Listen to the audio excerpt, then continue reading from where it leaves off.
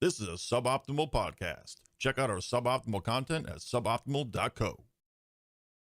All right, everybody, welcome to 2.5 Weebs, episode number 9. This week we will be discussing Hellsing Ultimate. We decided to cover it after covering that and a couple other shows in our abridged episode. Look at So, Dan hello. remembering the episode number we're on. Like a professional. I Wasn't mean, me. I do. I just make memes out of the titles.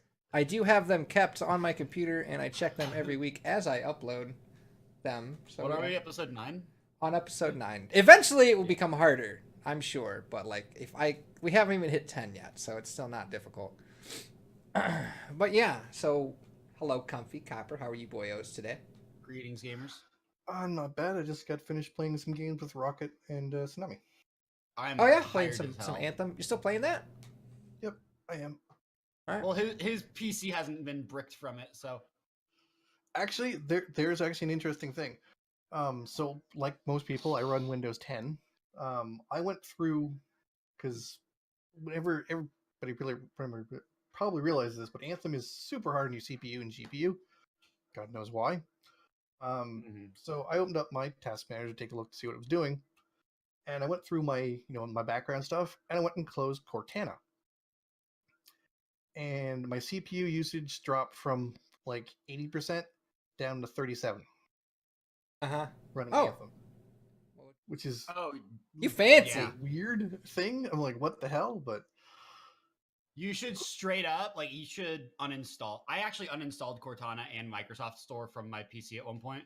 yeah, Made me very happy to do that. like how much background usage and problems is that thing causing? So much. It's actually really, really bad. But, Huh. so. I never thought about uninstalling Cortana. Maybe I should do that.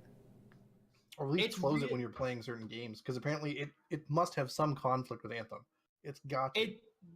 It's not a conflict. It's just actually that bad. Ugh. Yeah. Like it's such an issue that I uninstalled it way back when, and now I'm still having issues because it reinstalled itself with an update. Yeah. You see, normally my CPU usage goes between like 4 to 12%, like Mhm. just running my normal stuff. It's only with high-end games like Anthem and stuff like that where it pushes up towards the 30%. So like it's sitting at 80% was always confusing me with Anthem because it doesn't do that with like the Division 2. And I for don't get those of you who don't know, Copper has a ridiculous expensive computer because he's a graphics designer, so he needs all the super fancy things. He has a Quadro. If you don't know what that It's- is, then imagine the most expensive graphics card you have, and then imagine something more expensive than that. Yeah. It's not meant for gaming, but it's about as good as a what was it that they equated it to? Like a 1080 or a Titan? Depending Sure. on the model, it's different. But it's yeah, depending on the high model you tier. get, the one I have equates to about a 1080. It is So- high tier regardless, though. Yes. It's not meant for gaming, but it does it really well. Like my graphics card has as much RAM as most people's computers, so there's that. So does mine, but mine has more than most people's computers because I have 12 gigs. Hmm. But I think I have 12. you don't. Do you have a 1070 Ti? what card do you have? I have a 1070 Ti. Yeah, Is that it's 8? 8? Okay. I think it's 8. Nothing went to 12 except for the I think the 1080 did 12 and the 1080 did 12 and then the 2080 and the 2070 are 12 and the Okay. Titans are all Yeah. I think that one of the Titans is now 24 actually. Okay. So since we didn't even start, we usually talk about the anime before we get Okay, yeah. distracted. Okay, I Yeah, just want to so point out, we- you immediately I know. decided, hey, let's talk about anything else. No, I was just okay, doesn't matter. Anyway, he was just asking what we were doing. And yeah, I was just saying I hello. went on because I noticed something that was weird. Yeah. It's okay. So anyway, so Copper, have you seen Hellsing before? No, this was my first time watching it, and I'll just say right off the bat, I'm not going to continue. Yeah, probably not either. Comfy, you said that you had seen it before. I have seen it before, yes. You don't. Okay. Yeah, I don't know. I didn't really care for it. It didn't really catch me, like, and the episodes are so goddamn long. Yeah, I no, was not having prepared for hour-long the episodes is episodes. killer for it. Yeah, I did not 40 minutes expect to the like episodes to be as long. when I went to watch the first episode, I figured, okay, it's an anime. I'm like, oh, it's only 10 episodes. This is kind of short. Turned on the first episode, it's 50 goddamn minutes. And I'm like, oh, son of a bitch. Yeah. No, it's a longer one, but I like a lot of the systems in it, so to speak. I like a lot of the ways that it works. I like a lot of the interactions between the characters. I like the comic relief. There's a lot of stuff that goes on, but there's definitely a lot of weird stuff. Like it alludes to rape a lot. Yes. At least once per episode. I feel the like first episode, it flat out says, "I'm going to rape you, so you don't become a vampire." And then in the second episode, it says that too. And then in the third episode, I think somebody else just like mentions it because they're a bad person. Yeah, so so like that happens. It's real dark. Yeah, it's a very adult show. Yeah, it's meant to be adult. Yeah, it's very gory. It's very bloody. It's very violent. There's a lot of bad people in it, so it's not a show for kids for sure. I don't think kids would watch this regardless, just because the pacing is. It's a little slower. I don't think it would catch. No, it's definitely not. And it is older as well, so it does have a somewhat dated art style and a somewhat dated comedy relief style to the show. Yeah. Okay, so Seal is very much like what? So in this anime, if a vampire bites someone who is a virgin, they become a vampire, and he didn't want her to become a vampire. He just wanted to eat her, so he's like, "I'm gonna rape you, just to make sure." And whereas if they attack someone and drink the blood of someone who's not a virgin, they become what's called a ghoul, which is just a mindless slave. It's a mindless slave, zombie-like creature. So rather than this guy wanted to create ghouls rather than vampires, so he's like, I don't know if you're a virgin or not. Like people your age usually aren't, but just in case, I'm gonna rape you. Just to be safe. Like He says, I don't want someone with their own thought process. I want just a slave. So I'm gonna rape you. Then I'm gonna turn you into a ghoul. And then Alucard pops up and he's like, yo, are you a virgin? Because I'm gonna shoot you in the heart and then turn you into a vampire if you are. To make matters better, this guy in question is a priest. So there's that. There you go. Yeah. And then the Catholic Church shows up, and you're like, "Wow, okay." Well, the Protestant Church shows up first, and then the Catholic Church shows up. And the Catholic Church is going to be a bunch of assholes, even more so than normal. So there's that. This show is a big yike on a stick. I feel like it has such like it goes from one end of the spectrum to the other when it's like super dark podcast or no, super dark podcast. I'm insane. Super dark things, and then all of a sudden, guys. No, I was just thinking about how I should change my rating to 18 plus. Anywho, yes. Yeah, what was I gonna say? I got distracted. It goes from one end of the spectrum to the other because it'll go from like super rapey to like ridiculous over the top humor, and I'm just like, and usually the animation style changes as well. That's it's just such a drastic change in style. So like the studio that does this, I forget what studio it is. Yeah, but that's like their art style that they do. It's very dark. It's like heavy outlines, darker colors. And you can tell when they do the comic relief because they go to like very chibi forms. Yes, and they only do it with certain characters too. They only really do it with Saris and Walter. But like, and even Walter is like lesser because he becomes a more important character later on for plot devices. Yeah, like the girl is just there for comic relief. But like Saris, the police girl literally exists for comic relief. That's her character's entire existence. Yeah. Which isn't necessarily a bad thing. You can have comic relief characters, but they also try to make her like, they put her in a blood rage, and it's like, okay, cool, blood rage Saris. This is awesome. I guess we don't have comic relief anymore. And then it's just like, oh, comic relief Saris is back. Yeah, like it flips back and forth. Like, yeah, every once in a while she doesn't realize, I don't know, she just kind of goes into this blood craze, and then she's back to being goofy. Yeah, the tone is a little up and down. It's a blood for this one. rage. But again, that's something of a style from these older animes. Is you do see that a lot in a lot of these shows, where But the thing is, tone too, goes also, serious and then right back. Like it was the same thing in with Vash, right? He, mostly super goofy. Then, during some episodes he'd go super serious, and then go I right back to hardly being got to goofy, see right? any So- super serious Vash. I No, you hated didn't that really show. get to see the shows. You didn't I hated that show. which show? Trigon. Trigon. Okay, yeah, I don't know. Because Vash is the same way, right? As a character. Oh, was So- that okay? That was with okay. Yeah, we that did. was with me. Before That we was pretty good. actually had this thing being uploaded as a podcast, when we were doing it as just a web show, we covered Trigon, and I hated it. I thought it was dumb. There you go. Yes, and that's someone in chat here, Panda, points out Sakura kind of the same way in Naruto. She goes from being this kind of goofy-ish character to this serious character at times, and then kind of goes right back to it. So it's another show from that era, right? It's a marker of that style of anime, especially of Mhm. this style, from that time period. We've kind of moved past it, so it looks and feels really off nowadays because people are like, I don't like that anymore, and so they shifted away from it. When we're looking at stuff that's older, it's there still.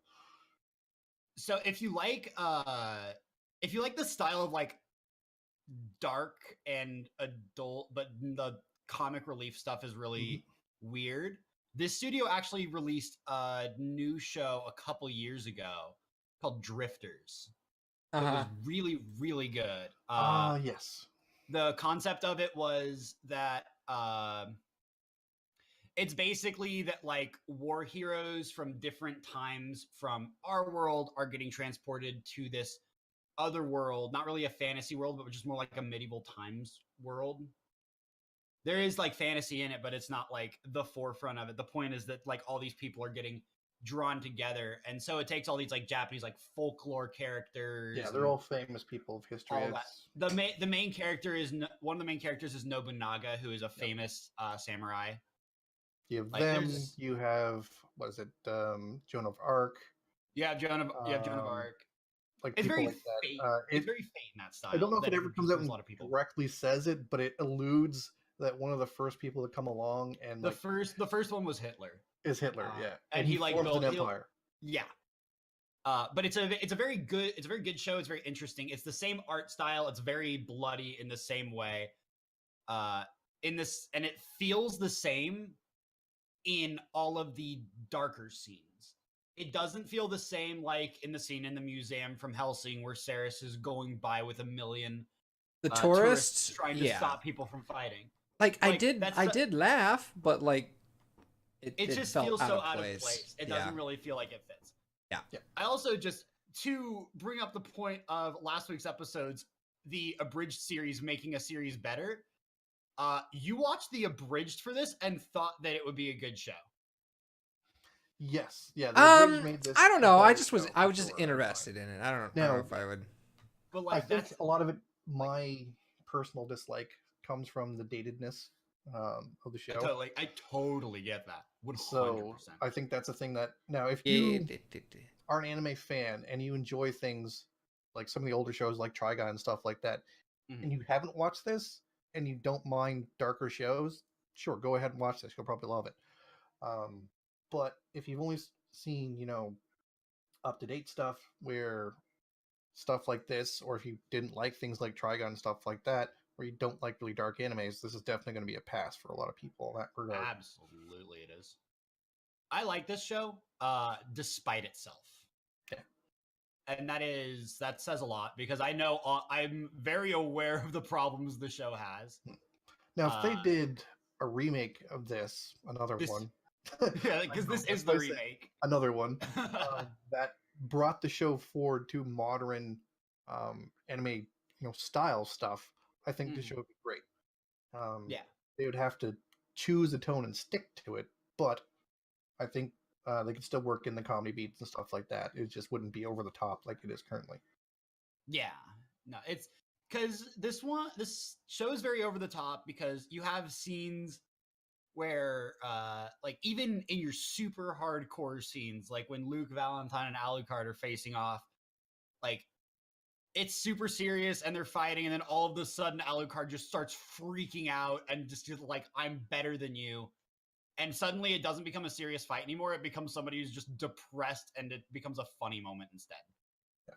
Like, it changes the tone of the entire scene because it's trying to tell a story, like a specific part of the story, which is fine, but because the tone is so all over the place, it becomes less appealing to so many people.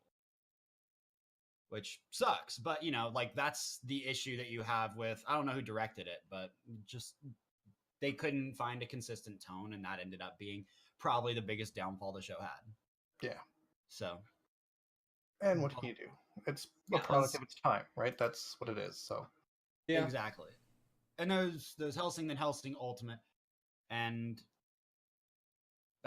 there you go. Cool. Yeah.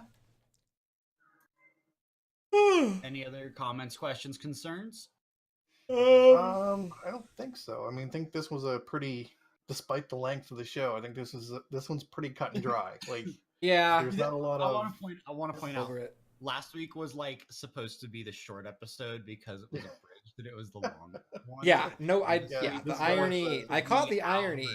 Yeah, the irony on this. 3 hours of vampires, and we're sitting here about 10 minutes in, going, "Yeah, it's Well, this one is pretty much either this is a show you're gonna love, or a show you're just gonna go meh to. I think that's kind of where the show is.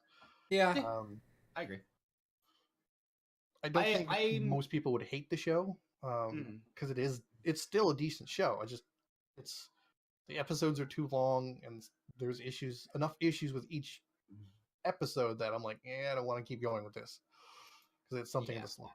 Now, if I had known, I don't know, I didn't realize the episodes were each going to be almost an hour. No, so neither did I until I turned it on. I forgot. I completely forgot. Yeah. I'll be honest, because I watched this so long ago. Yeah.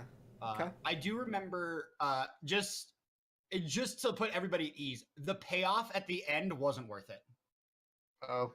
The series is fun, but like the build up, because like the show's ridiculous for so many reasons, like vampires and then super over the top, bloody, doesn't make sense. They're and then you have like murderous priests in the Vatican, and then you have Nazis, like fucking Nazis. What the fuck? But you like the show is over the top for the sake of being over the top, but like the ending of it I remember it being so lackluster. Which is a disappointment. Yeah, which is a disappointment. And there's a lot of shows that I really like that have bad endings. Comic Kill. Yeah. El Noah Zero. The first season of El Noah Zero has an awful El Noah Zero. Have we talked El Noah Zero doesn't exist. I don't know what you're talking about. I feel like we should cover that. I feel like we should cover that one. Just so that they're mad. The ending of the first series, like of the first season, is so bad of El Noah Zero. I never went and watched the second season. I remember I watched the second season for solidarity because I like have to finish stuff. Not worth it. The show. As the ending happened, I was like, I'm done. You ruined it. Like, I get it. You're trying to base the story off of this literary classic, but it literally just felt like a shittier Iron-Blooded Orphans to me. Well, I think this came out before Orphans. It did. It came out in 2014, and Orphans came out in like 2015. Yeah. But like that's the thing. Like it was like Mars versus Earth, and like and it was mechs, and it was like this girl is in charge of everything, and this one dude is quiet and better than everybody. And it was literally, if you want to watch El Noah Zero, just watch Iron-Blooded Orphans. It's longer, it's better, it's more in depth. Like there's, and that's like. And the ending is satisfying, though you won't be happy. The ending to Iron-Blooded Orphans is one of my favorite endings because I like. It's everybody dies. It's something. No, I'm just kidding. No. I don't know. It's something I didn't expect. It's something I wasn't happy with, but it was something I was content with in the world. Yeah, as I said, it's such a satisfying ending, but you will not be happy. It's a smart ending. I think that's the best way to put it. Whereas El Noah Zero, its ending, like of the first season, was just crappy. Like it made no sense because they had a character, like the main character, acts a certain way all the way through the show, consistently, and then in the Immediately. last Oh, is it that one like dude with the white hair and shit? yeah, it's like the last Yeah. 5 minutes of the last episode. So he does a couple things that make no sense for his type of character, and then it's like, oh yeah, because this they were guy. trying to set up like a turncoat character arc, Yes, but and then they the just second season takes it switches main characters to the character nobody liked from the first season because he was bland, he was boring, and he was just whiny all the time, like constantly crying about stuff like it's not fair, this isn't fair to me, like constantly doing that. And they're like, okay, he's now the main character. People are like, no, excuse me, like what the fuck? nobody liked this guy. Nobody likes this guy. Yeah, like Who wants to follow a series about him? the design decisions in that show. So many people recommended it to me, and I really just it wasn't a show that I thought was entertaining. Like mech shows are supposed to be over the top and fun, and I get that, but this one just felt dumb. Yeah, it wasn't It wasn't great, but hey. Now, this week we do have something on the docket already. We have Bakano. Now, have you watched Bakano before? I've seen Bakano so many times. Okay. It's one of Bakano. I have to pause my game because I have to think about what I'm saying. Bakano is one of my favorite shows because there was a period in my life where I was discovering anime. Back when I was in high school and I was first learning about shows, and I was first taking suggestions. I just watched like SAO and Attack on Titan and the bigger shows. I started watching those, and I was I was reaching out and asking people for suggestions, and somebody told me go watch Bakano. I was like, "What's it about?" And he's like, "Just watch it." And I generally what I did was I put on a dubbed version of the anime. Yes, dubbed. I'm sorry, guys, but I'll get to that in a second. Version of the anime while I did work on the side or something. This is one of the best dubbed shows that has ever existed. If anybody out there says it's a bad dub, fuck you, you're wrong. Because it's amazing and hilarious. And the theme song is one of my favorite theme songs ever. And just all of the characters and the story is so well done. It was something that took me so far by surprise because I was just looking for something to kill time and learn more about anime as a whole. Right. And I found this show that ended up just being weird. And it's such a fun, and that's the whole purpose of the show. There's comic relief, there's a deeper story arc, and there's some dark shit, but it's just meant to be fun. And that's why I like it a lot. So we'll go over a little synopsis here. So during the early 1930s in Chicago, the transcontinental train, Flying Pussyfoot, is starting its legendary journey that will leave a trail of blood all over the country. At the same time in New York, the ambitious scientist Salazar and his unwilling aide Ennis are looking for missing bottles of the immortality elixir. In addition, a war between the mafia groups is getting worse. On board the Advena Avis in 1711, alchemists are about to learn the price of immortality. So this show does something that's very different to a lot of animes. It actually moves around, both in time and place and characters, and kind of knits the story together over time.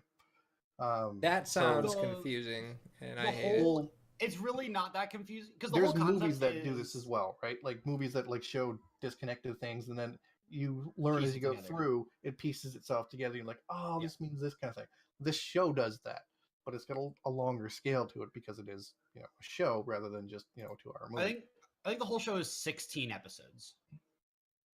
I think it might be 13. Hold on, let's check. It's somewhere in the teens. But so the whole show is everybody gets at the point of the show is that everybody at one point is on the Flying Pussyfoot. Yes. And that's where everything that's where the majority of the show takes place. Yeah. Yes. No, 16 episodes, yeah. By the way, everybody watch it with the dub, please, because they all do really, really bad 1930s Chicago gangster accents.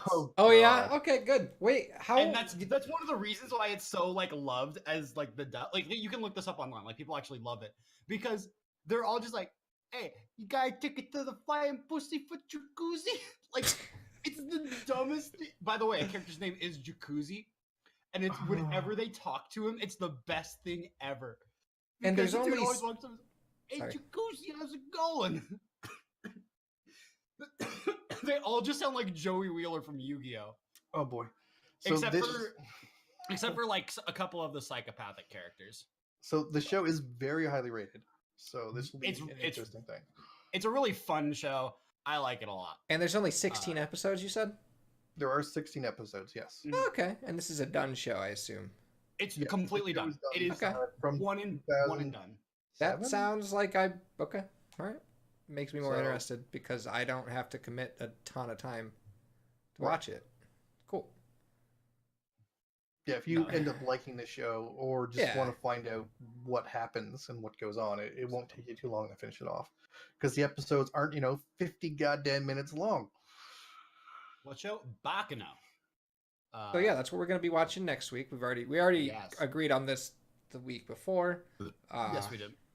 Yep. Anybody aside from JoJo's Bizarre Adventure, look at what we could take a look at the following week. I mean, I feel like I don't know. Is there anything new out? I will not make you watch the first episodes of JoJo's Bizarre Adventure ever. If we could just worry about that later. I will give you a summary and skip to season 2 because season 1 fucking sucks. That bad, huh? It's bad enough that another anime podcast I was watching, they were having the cast watch through it, and they got to like episode 5. They were doing a weird thing where everybody watched one episode and then explained the story to people. And then like it was really funny because they had to make it like a bit or something.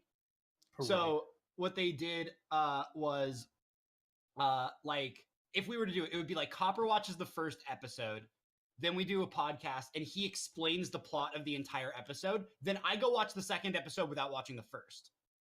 Then I explain the plot as I understand it. I think somebody watched episode 5 and they came back and said, I don't like this show. And the JoJo's Bizarre Adventure fan base that had been begging them to watch the show said, I understand. Like, they were literally like, we get it. Don't worry. It's that bad that they were like, don't worry about it. It's okay. It sets up story, but it's not like great.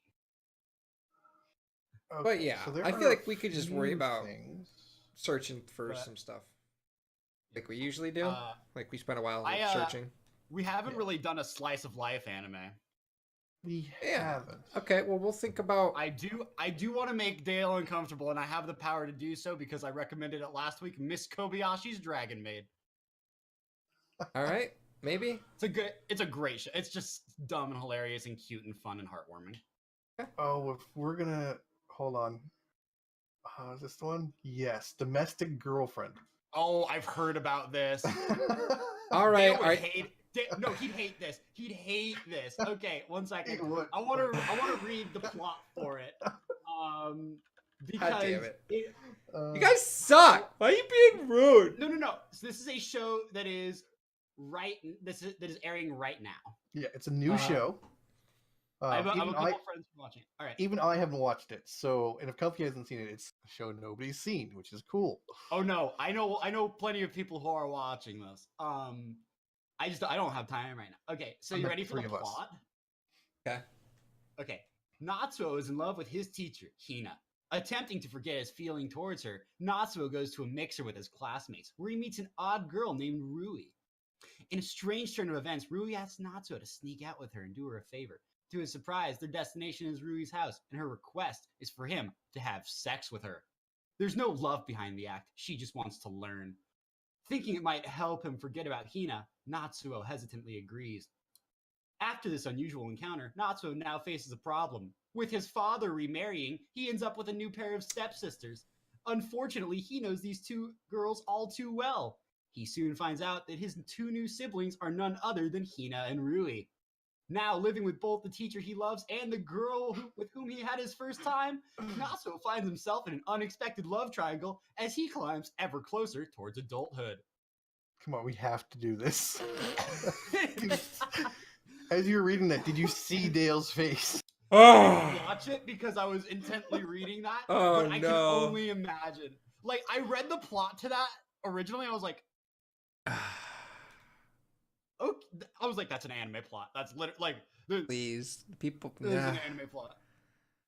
I know. Well, Imagine all right. the So you worst- guys think you can take the week to like come up with something that I will I'll hate. see if I can come up with anything worse than that one, but I don't think I'll be able to. I'll look through a couple things. I have a couple ideas because there's some fun shows that we can do. All right, so 1 week of me possibly liking something, and then it'll be me hating life. So yeah. Yes, that's how I think it should go. We should give Dale something he enjoys, and then smack him with something he's gonna, revile. Panda's in my chat and he's saying Erased is pretty good, and it is, but I feel like we should do that for like a murder mystery or something. That needs to be after like a super lighthearted week. Plus, it is, it's another point in that show's favor. It's something none of us have seen, which is always a good thing to review. Yeah. I've seen it. I've seen it. No, not Erased. Oh. The domestic girlfriend. Oh yeah. Oh yeah, no. Something none of us have seen is always good. Is Erased the one where the guy goes back in time? Yes, to where he's it's a the kid? one. Okay. It's the one where he goes back in time to when he's 5 years old and tries to solve the murder A of murder like, mystery, right? You're good. of like a 10-year-old girl. You're good, Panda. I'm seeing which you. is, oh my god, I cried at that show. Did you watch that, Copper? I'm enjoying I've seen watching a bit Coffee of it. Play Trials, Panda. It's okay. I straight up there. So there's like an episode where you like get a little more in depth with the like little girl, and God, I cried. It's such a good show. But it's something that like if we do Erased ever, it has to be after the most lighthearted week possible. Like, yeah, it's oh a very my- heavy show. It, It's a and it's very not heavy like show. it's not bloody. But it's very adult and it's very real. Yes, Because the whole concept of the show is this guy is somehow going back in time to when he's 10 years old and in like elementary school, and there was like a murder there of one of the girls in his grade, and he's just like, I'm gonna try to stop it because he doesn't know why he's being sent back, so he's like, I'm gonna try to stop it. And every time he's sent back, like it keeps happening, and it's really depressing and it's really dark at the beginning. yes. Like normally he's able to go back. Was it like a minute or something like that when he goes back in time? It's an ability he doesn't just control has. it at all. Yeah, he doesn't really control it, but usually it's only like a couple of minutes at most, right? And usually it means that someone around him has died or something horrible has happened, and he stops that from occurring. Mm-hmm. Like Yeah. the first thing it shows he prevents like a traffic accident kind of thing. But in this one, he gets something horrific happens, and he gets sent back to when he was like a small kid, but he still has all of his memories and his like He's adult completely personality. lucid in the body of like a 10-year-old. Yes. So it's a very odd thing, and then it's his reactions to everything that goes on around him and things he finds out, but he never noticed as a kid growing up because he was a child. Yeah, and like he even makes notes of it. He's like, I guess like the adults were trying to hide stuff from us that makes sense. Yes, because like as an adult, you wouldn't want kids to expose to some of the stuff that he comes across. So yeah, like even really like when he was talking about it, he was like, yeah, I guess there was like a murder or something. I guess this girl like disappeared. Oh wait, she was murdered. Like he didn't really know originally, because he's trying to figure because he was a kid at the time. Like adults hide that shit. Why wouldn't you? You're not going to tell your like kid like, oh yeah, this person's dead. You're like, oh, they moved away or something, because that is a hard concept to understand as a kid. So, all right. So in my chat, we got somebody talking about how they're currently watching Hinamatsuri. Okay, we covered that one back a while ago, before it was actually a podcast. Oof. It was Hinamatsuri. right, the one where the like mobster dude gets the alien lady just kind of showing up in his. Isn't that the one? Name sounds familiar. Hold on. Yeah. It's pretty funny, actually, Melodica. I was kind of sort of enjoying that one. Like I'm awful with names, so I'm just going to quickly. Comfy just ate shit. Oh, comfy shit. Ooh. Fuck you. Oh, this one. Yes. Yes, I actually thought that one was pretty funny. Like that's this one is very. I enjoyed the humor in that one. It's over the top, but the whole tone is over. Yeah, the the whole top. the whole thing is stupid and hilarious. Yeah, that show is hilarious. Those kinds of shows I love. Like when it's just they're over the top for the sake of being over the top. Like when the whole show is stupid and ridiculous, it makes sense. But Yeah, when it like makes sense. the super serious show is like, we're ridiculous today, I'm like, I don't give a fuck. That's one of the I don't watch reasons, this. like, pulling it back a little bit. That's one of the reasons I like Hellsing Ultimate Abridged more than Ultimate. Because the whole thing is because- ridiculous. Yeah. Yeah, because they literally they take everybody and make them a comic relief character, which is what Abridged shows really do. Yes. But like they basically took like Alucard and it's like, hey, instead of him being like dark with like moments of funny, he's just like funny with moments of dark. Yeah. It's like flipping it on its side and making it better.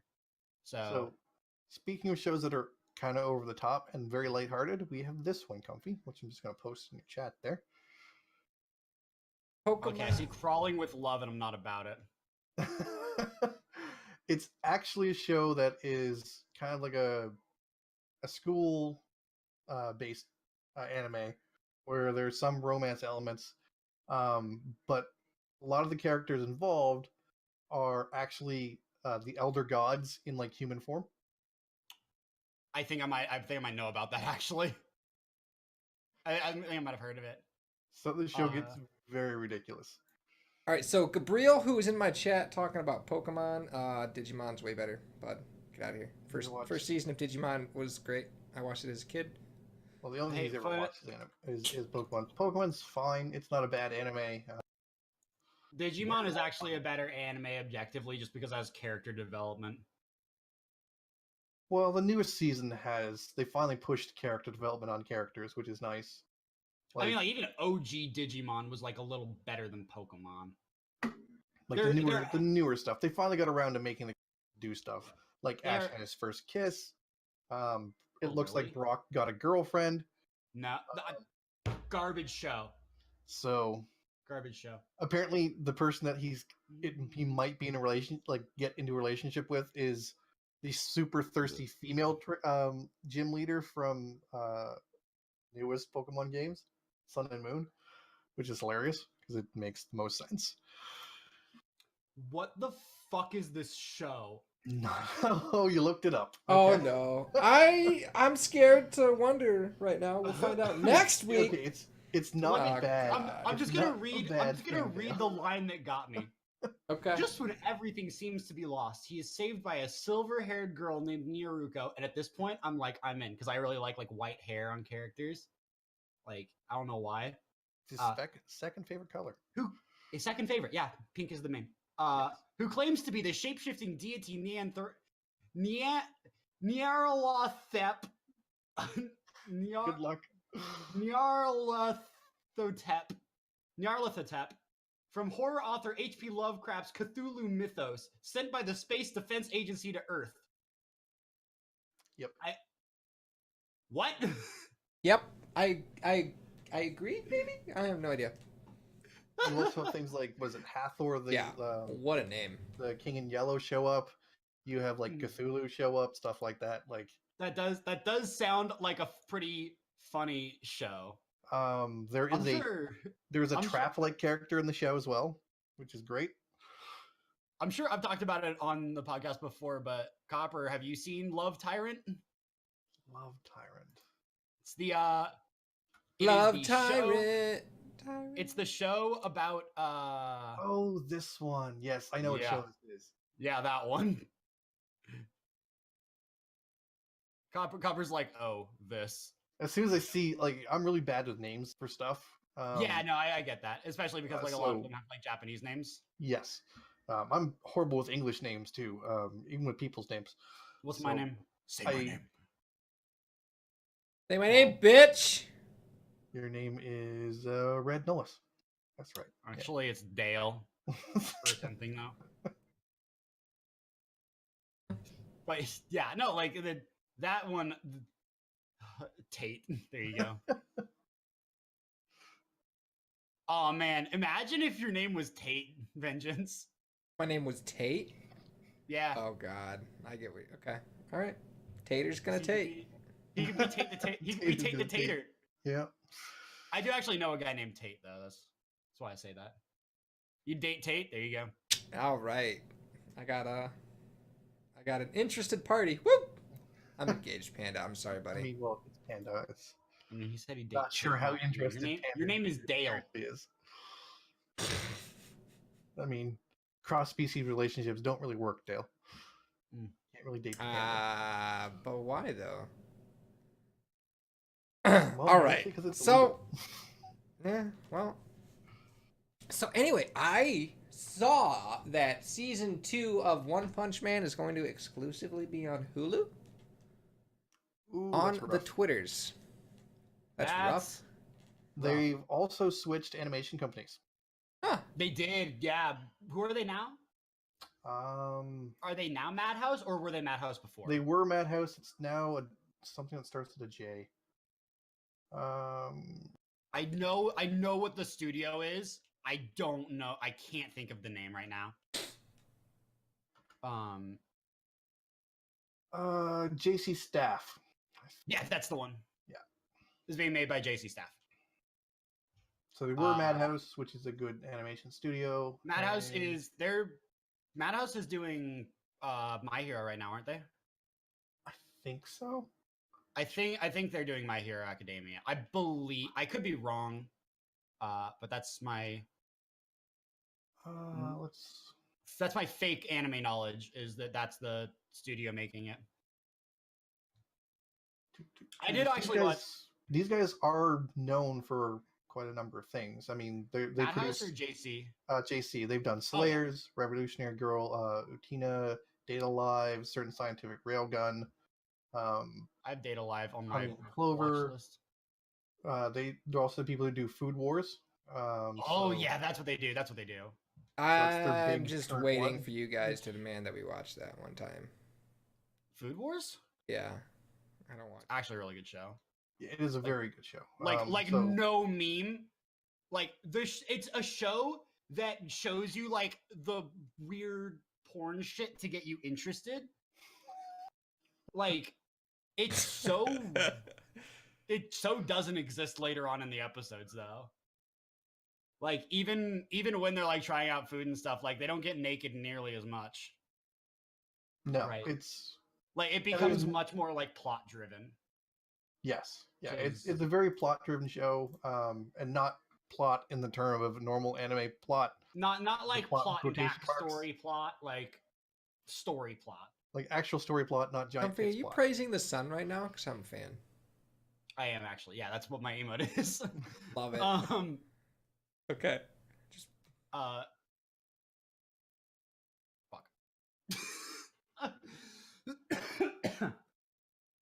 But yeah, no, Food Wars was a show I actually really didn't expect to enjoy, because I don't like blatant. Like you're more tolerant of it than Dale, but not super tolerant of it. I'm more tolerant than him because like I watch other things, but like I watched the Konosuba OVA last night and it made me uncomfortable.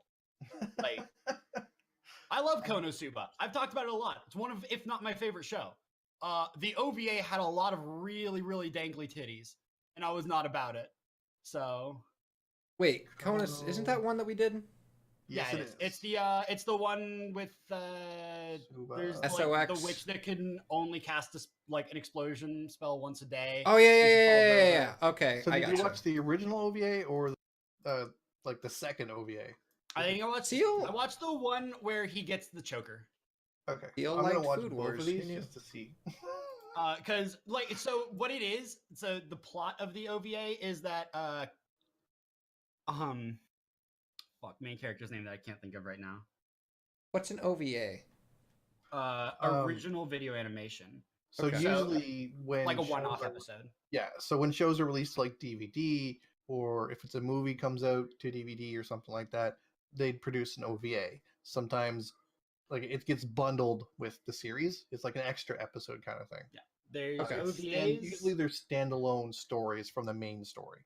Okay. Cosmo. Thank you, Cherry. I don't know why I was having a stroke and forgetting Cosmo. Drake says to think like a mini-series. Yes.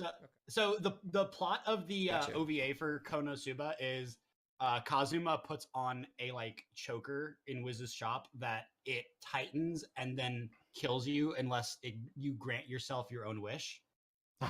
It's like a monkey paw item because it was like, oh yeah, it's a choker that grants a wish, and then he puts it on. And it's like, oh yeah, no, it's a choker that kills you unless you grant your own wish.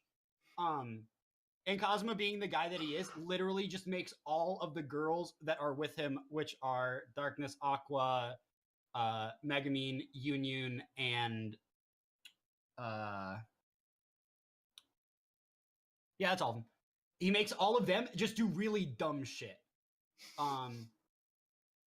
A majority of it, like being very weird and lewd, and it rubbed me the wrong way, but it was still funny enough that I enjoyed it, but it made me uncomfortable at certain points. It rubbed him the wrong way while he was rubbing the right way. Let's just leave it there. No.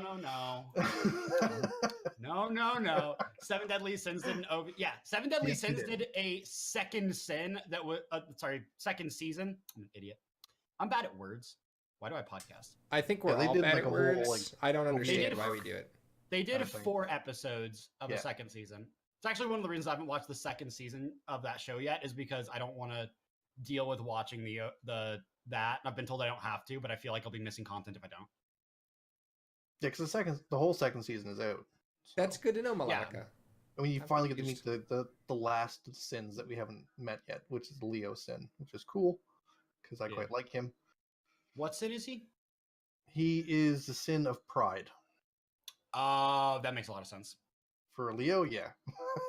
Well, not only that, but like why we haven't met him, why he's separate from everybody else thus far. Like everybody was separate at the beginning of the anime, but it makes sense.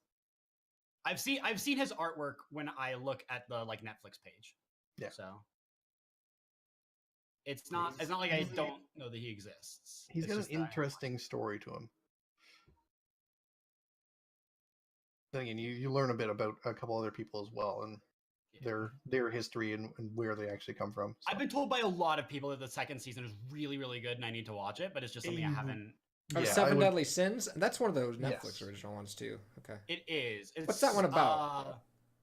It's basically there were these people who were the 7 Deadly Sins that were all named after sins, and they were mercenary. They're basically a mercenary group, and they were super, super good and super, super helpful. And then there was like a bounty put out on them by the kingdom, and they just disappeared into obscurity. And then the princess of the kingdom needs help because there's like, I forget the exact plot, but she needs help. I think there's like somebody trying to overthrow the crown from inside or some shit. Yeah, it was basically the 7 Deadly Sins get framed for murdering someone. Yeah, so they disappear. And then the 2 guys who take over are basically try to take over the kingdom. Like they take over the Night Order, where the guy was murdered from. He was the head of the Night Order. So and the 2 people that take over, they try to take over the kingdom. So the princess flees. She tries to find the 7 Deadly Sins, who she thinks are the only people strong enough to stop them. So she succeeds in finding them. They round them kind of up. They stop what's going on. Fight a bunch of demons, which is the whole thing that develops in the story. And then the filler OVAs happen, and then the second season happens where they're going to do something else, and you learn a lot more about the backstory of a bunch of the different sins. I really don't think that Dale would like it that much, considering the main characters. Are they whiny? No, they're very... The main character is a pervert. The main character is the Pride Sin. His name is Meliodas, and his main character trait is that his face is constantly between the tits of the main character girl. Yes. He's Wrath. Sorry, he's Wrath. I knew it was Wrath. I said it 8 times in my head and it was wrong. Yeah. So Meliodas is Wrath. So anger, basically. And he's constantly groping the princess. Like, and then there's her butt. He's got his head up her skirt all the time. His face is in between her boobs. And then it should be noted she doesn't mind this because she's kind of into him, but it is something. It's still it's unsettling. Is a good word. Okay. And then like there's Merlin's outfit. That's a thing. And one of the other main characters is Lust, and she's like super into Meliodas, who's constantly got his head in between boobs. So she's trying to like be sexual to try to attract him at the same Yes. time. And it's like, I can totally see why you wouldn't like it, but the plot is good. I think you should give it a try. Yes. There are, If you go in with those expectations, I think it might taper it a little bit. You just might be able to be enjoy it. warned, the main character is something like that. Yes. Does get serious at times, and it kind of seems it's alluded to basically that he is acting like that on purpose to make himself seem kind of buffoonish, so people kind of underestimate him. So Yeah, because like when he gets serious, I think once in the entire first season, which is like the whole like anime, such an anime trope. It's like, don't make me get serious, and like his eyes go black and shit, and he goes crazy, and he literally just murders people. Okay, that's Like, fun. the one time he goes serious, but it's like super late in the season too. and you'll Also, probably it might have been when he was fighting King. I don't remember. yeah, it's towards the end of the series he gets serious, like he gets like super serious. Does he get serious when he's fighting King or Greed? He gets a little serious, but not super. Okay. Like the end of the series, like transformation serious. There's another character you'll probably like quite a bit because most people do, which is the pig. Oh, the pig is so fun. The show is good. It's very quirky. I love the art style. Like, actually, it's a very like Yes. lighthearted It's art style. a very unique art style. It's not like pretty much any other anime that's out there, so it's a very, very unique touch to it. Can I just really quickly point out that I did I think 30 failures on that one jump and then got it first try. Thank you. The closest the thing I can say, it's almost like they took some influence from French animation, because there's some French artists who have a very similar type of style. So it's interesting there. The anime we're talking about, just because there's a question in the chat, is Seven Deadly Sins. It's up on Netflix. Yes. One of the Netflix originals too. So Yes. you know what the art style it actually reminds me of is Promised Neverland. Yeah, there's a bit of. I would say Like- there's a bit of that there. Just because like Promised Neverland's art style for the most part is very light. It's very brightly colored. It's very everything is all over the place. Like, especially the hair, I think is something that like really it feels very much so the same, and like the eyes are similar. Like leaning into that. Hmm. Like the art style, they're that's probably the closest thing I can compare it to. Because I don't want to say the word messy because it has a bad connotation, you know? But it's a messy art style for the sake of it, for the sake of being that way. But yeah, Seven Deadly Sins is a pretty decent show. So, what have you guys been up to this week? Well, I've been doing some work. I'm a little on the busy side with that. I'm trying to get stuff done before Tuesday, since there's a big release on Tuesday. Yep. Which I imagine we'll talk about in a moment. Oh yeah. We'll get to. We'll get there. Been a little bit of grinding in Anthem, just to try out the new changes. You are one of the few people who is still playing Anthem, and I respect you so much for it. I still enjoy the game. The game is fun to play. That's the thing. The game is fun despite itself. It's fun, but with the there's changes- nothing to do in it anymore. Like episode title this week, episode 9, despite itself. Well, here's the thing. With the changes they just made, Mhm. which they pushed live early because they were done. They're like, well, these are done. Rather than wait till Tuesday, we're going to push them out. All right, it was, like, I'm super late gonna Friday. point out the fact that they've only done that because they're not doing hot. If the game was doing fine, they would not have done that. No, this isn't actually the first time. This isn't the first time they've pushed stuff live early. I understand that. They didn't I push understand everything like that's coming out on the 12th live. Like all the actual fixes they had in place, they're gonna go live at the same time. They went, meh, let's push them out now, which is good. Some of the changes have made it so that you don't have to keep running like the same stronghold over and over again. I know people, what they were doing is they were just running Tyrant Mine over and over again because the other two were kind of a bitch to go and do, especially Heart of Rage. Yeah. I've been told, like, I was like doing Strongholds with someone a couple days. Like, I was doing Grandmaster Strongholds, and I was like, oh, let's do Heart of Rage because like it'll be fun to have like a change of pace. And there's like, no, I don't want to spend an hour doing the same Stronghold because we just can't do it alone. Heart of Rage and what's the other one? The Scar one. Yeah. Something Temple Scar. Mines? Temple of Temple Scar. Scar. That's it. Take about Tyrant Mine is as- the last one. Yeah, they take about as long as Tyrant Mine. Now, And also, just because Panda said how dare when I said I like the game despite itself, there are so many issues in Anthem. The gameplay is ridiculously fun, but for It's some very reason, fun. they don't want you to get to that part. The thing about Anthem is it's like a game in many other games in its genre. It is an investment game. Like you invest into playing this game. You want to play this game for a large amount of hours and constantly invest in your character getting stronger and like doing fun things with your character. But like I'm out of shit to do already, and I don't even think I've hit Yes. 100 hours, and I'm just done. No, I I'm get going it. to. I get Like there's a I lot of did people this like that. with I did the thing with Destiny 2 where it's like okay kind of Well, underwhelmed here's- but I still stuck with that game. I'm not gonna do the same thing with Anthem. I'm just not. Well, see, a lot of people are burned on other games when it comes to this type of thing, I mean, and people are fucking it- pissed at Destiny. it We can get to is that in a moment. a ongoing problem with developers the first time they release a game like this. Bungie's releasing of D2 is something of a different issue that they had at Yes. the time. There's but reasons for it, that. We it know amounted those. to the same problem, Yes. but it was a different source. So I won't say that they didn't learn their lessons from D1. They did. It's just something happened in between there to cause that.